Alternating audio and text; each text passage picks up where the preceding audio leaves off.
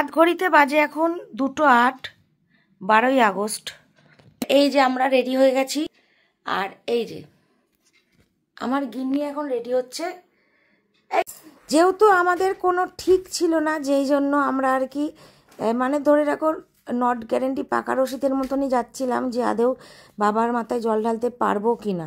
আরে গেছে, আমি যে রেডি হয়ে গেছি, এবার আমরা এখন বেরোবো।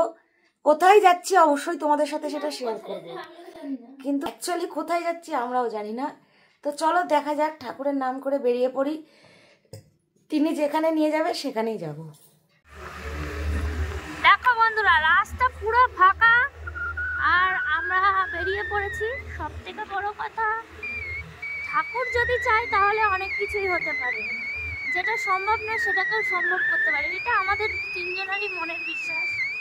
এবং হয়তো আজকে সপ্তাহে আমাদের বহুত দেরি হয়, রিলস হয়, তারপরে ব্লগ হয়। আজকে যেন কিরকম সেটাসাট হয়ে গেছে বল শিউলি, এটা খুব অবিশ্বাস্য একটা ব্যাপার। আজকে পুরো সবকিছুই কিরকম যেন খুব তাড়াতাড়ি হয়ে গেছে। তাও আজকে আমরা বাড়ি থেকে বেরিয়েছি, গেছি। হয়তো খুব ছোট্ট একটা ভিডিও গতকালকে গেছে, কিন্তু বিশ্বাস করো টাইমটা তো ওখানে অনেকটাই কাটে আসতে হচ্ছে। তো গতকালকের ভিডিও কারা কারা দেখেছো আমি জানি না, দেখলে হয়তো বুঝতে পারবে। খুব সুন্দর একটা ব্লগ গতকাল গেছে বা পরশুদিন গেছে। তো যাই হোক, তো আমি আর মন্দিরা এটাই ভাবছি যে দেখো আমরা আজকে সব কিছু রিলসটি এডিট করে সব কিছু ইয়ে করে আমরা আবার বেরিয়ে পড়েছি। যে আবার মানে সত্যি কথা শোনো, ঠাকুরের প্রতি মনে বিশ্বাস থাকলেই হবে। কারণ মনে থেকে চাও, ঠাকুর ঠিক নিয়ে দেখার দায়িত্ব ঠাকুরের। কারণ আমরা হয়তো শিবনিবাস আমরা যেতে পারিনি, এটা একদম ঠিক, কিন্তু ঠাকুর সব জায়গায় বিরাজমান, বারবারই বলি। ঠিক আছে, চলো। তো তারপরে আমরা ডোরেমন এবং ওই যে ওরা সব আসছে পেছনে, ওদেরকে সাথে করে নিয়ে নিয়েছিলাম। তা আমরা কালকে বাবার মাথায় জল ঢালতে বাড়ি থেকে বেরিয়ে পড়েছিলাম রাত 2টোর সময়। তোমরা তো দেখতেই পেলে, প্রায় মধ্যরাত্রে আর কি।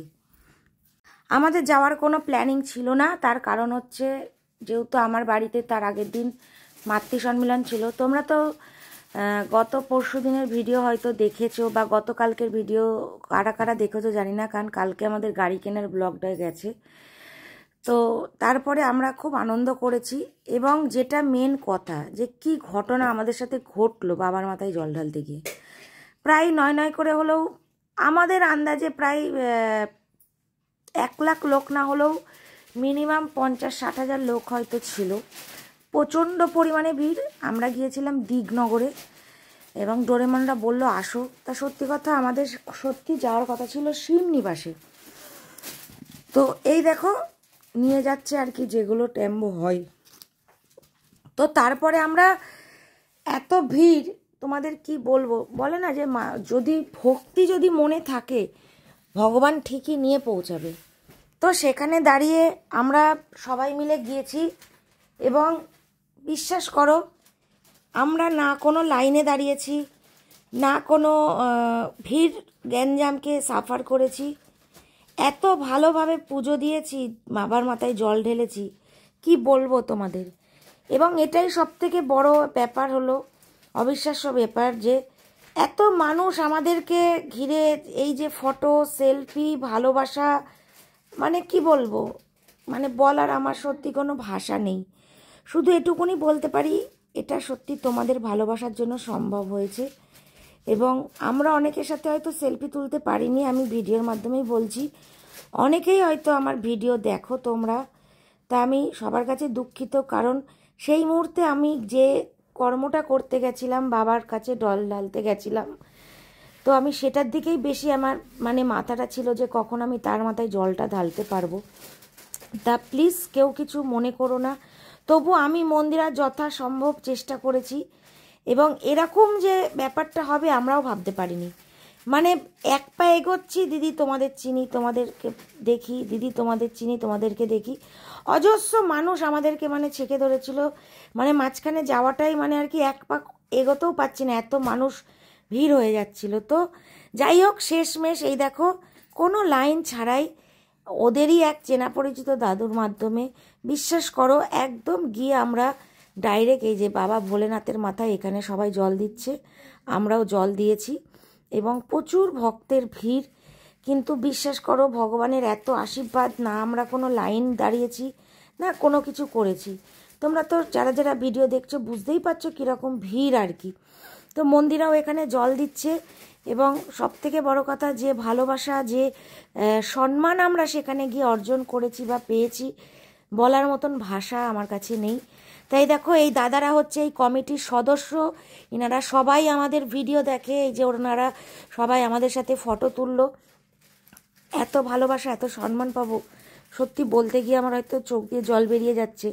যারা আমাদেরকে পছন্দ করো না, তাদের উদ্দেশ্যে একটা কথাই বলছি, এমন কিছু খারাপ হয়তো আমরা করিনি যে যেখানে মানুষ আমাদের এত অপছন্দ করবে। এই মানুষগুলোকে দেখো, যারা কিন্তু বাবার বয়সী, কেউ দাদার বয়সী, কেউ কাকার বয়সী, এত সম্মান দিয়েছে এবং এত ভালোবাসা দিয়েছে আমাদেরকে। বিশ্বাস করো, আমি বলে বোঝাতে পারবো না, ভাষা পাবো না।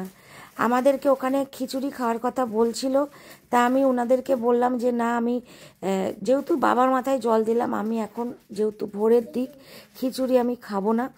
আর এই যে বাচ্চা ছেলেটা আর এই যে এখানে যে ফ্যামিলি পুরো দাঁড়িয়ে আছে দেখছো, এরা প্রত্যেকে আমাদের ভিডিও দেখে। এই দিদি তো আমাদের দেখে ছুটে এসছে, এবং এ কিন্তু অনেকটা পথ হেঁটে এসছে আর কি।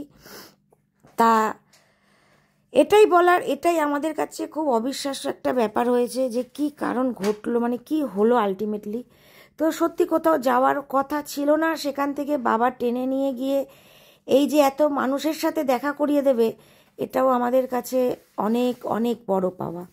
তো যাই হোক, আমরা লাস্টে জল ঢেলে দেখো প্রায় ভোরের আলো ফুটছে এখানে। এই যে আমরা এবার বাড়ির দিকে আর কি ব্যাক করছি। প্রচুর মানুষের ভিড় তখনও যাচ্ছে, প্রচুর লাইন তখনও। তো তারপরে আমরা ওখানে এক জায়গায় দিচ্ছিল পাউরুটি আর ঘুগনি। তো আমরা ভাবলাম যে যেহেতু ফিরতে হবে, তা মন্দিরাকে বললাম যে নিরামিষ যেহেতু সেদিন খাবো, যেহেতু সোমবার, একদম শেষ শ্রাবণ মাসের সোমবার ছিল, তা সেখান থেকে আমরা একটুখানি খাওয়া দাওয়া করেও নিয়েছিলাম, পাউরুটি আর ঘুগনি আর কি। তো খেয়ে সেখানে জলও দিচ্ছিল। তারপরে আমরা বাড়ির দিকে ফিরে আসি, মানে রাত্রির 2:30টার সময় বেরিয়ে 6:10-এর মধ্যে আমরা বাড়ি ঢুকে পড়েছি। 4 ঘন্টা শুধু মাঝখানে আর কি বাইরে ছিলাম। তো এই দেখো, আমরা এখানে সবাই দাঁড়িয়ে এই যে একটু ফটোশ্যুট করে, সবাইয়ের সাথে আনন্দ করে, কথা বলে, যে সবাই মিলে আমরা একসাথে খুব আনন্দ করেছি।